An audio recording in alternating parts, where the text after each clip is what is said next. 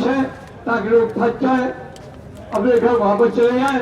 लेकिन हमें खुशी है कि जो जत्थेबंदी आपने दिखाने का काम किया है, जिस तरीके से आप आकर के आज डटने का काम किया है, ये निश्चित तौर पर भारत सरकार को समझ लेना चाहिए कि ये किसान वापस जाने के लिए नहीं आया है, ये कानूनों को खत्म कराने के लिए आया है।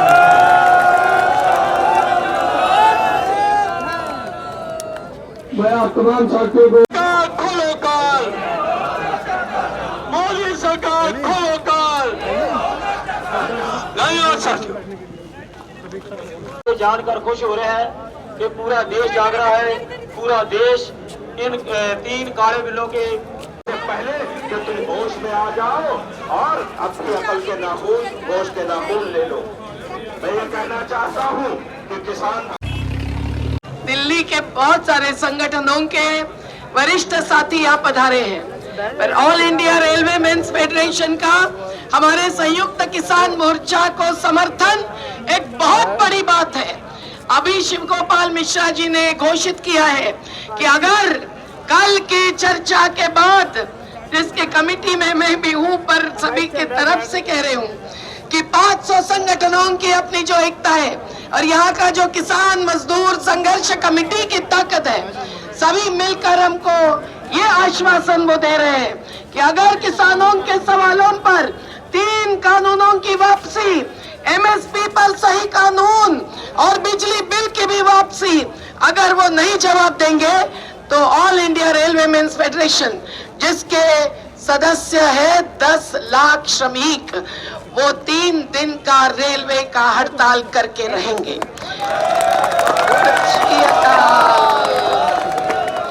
तो साथियों, इसके लिए हम रेलवे मेंस फेडरेशन के जगह जगह से आए हुए साथियों को धन्यवाद देते हैं, शिव गोपाल मिश्रा जी को धन्यवाद देते हैं। और उन्होंने कल के भारत बंद में एक डिवीजन पर, एक स्टेशन पर हमारे समर्थन में चेतावनी धरना, जिसको हम कहेंगे, वो करने का तय किया है। उनका ऐसा होता है कि वो एक दिन का बंद नहीं कर सकते, वो करेंगे तो 76 घंटों का बंद करना पड़ता है।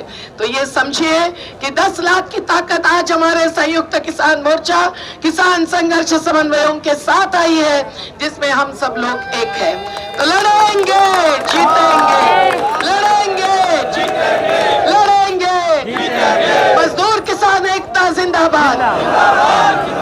हम साथियों जानते हैं कि मोदी जी ने 44 श्रमिकों के कानून वापस किए। मैं भी हिंद मजदूर सभा की एक पदाधिकारी हूँ।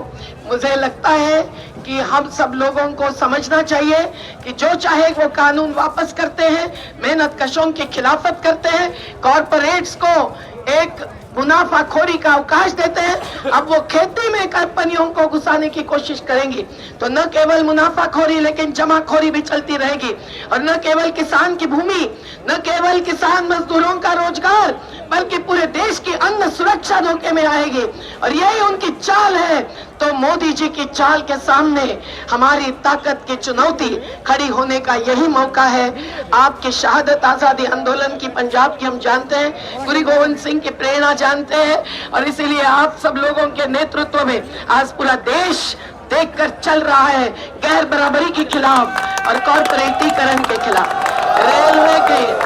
रेलवे के 12.5 लाख मजदूरों की, करोड़ों रुपयों की संपदा की, सबकी, इनको लगता है कि ये राजा है और वो बेच सकते हैं राजा के बेटे बनकर। लेकिन ये जो बीएसएनएल, बीपीसीएल, रेलवे, हर चीज अडानी अंबानी को देने जा रहे हैं, तो हमारा नारा एक ही होना चाहिए, मोदी शासन की क्या है चाल, अडानी अंबानी माले माल। मोदी शासन की क्या है चाल, अडानी अंबानी माले माल। मोदी शासन की क्या है चाल, अडानी अंबानी माले माल। और इसके खिलाफ आज सिंघू बॉर्डर पर, जहाँ मैं बहुत दिनों से हूँ, हम लोग भी उत्तर प्रदेश के, झारखंड के, छत्तीसगढ़ के, तमिलनाडु के, केरल के, मध्य प्रदेश, राजस्थान, गुजरात, महाराष्ट्र के, हमारा जत्था तो यूपी बॉर्डर पर रोका गया था। 2 दिन और 2 रात हमने वहाँ बिताए।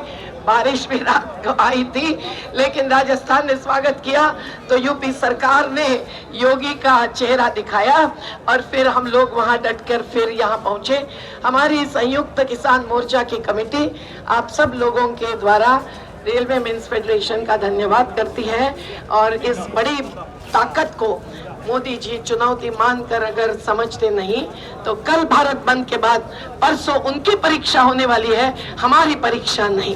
ये बात ध्यान में रखना साथियों। और बहुत सारे संगठन के साथी आए हैं, इसमें आई है हमारी मजदूर बहनों की ताकत, वो वहाँ सुनीता रानी जी के साथ खड़ी है, हमारे साथ अंबेडकरी विचारधारा के जो संविधान बचाने के लिए साहित्यिक कलाकार का मंच बनाकर उनके प्रतिनिधि यहाँ आए हैं। मैं सुनीता बहन, संजीव भाई को ऐलान करती हूँ वो यहाँ पहुंचे।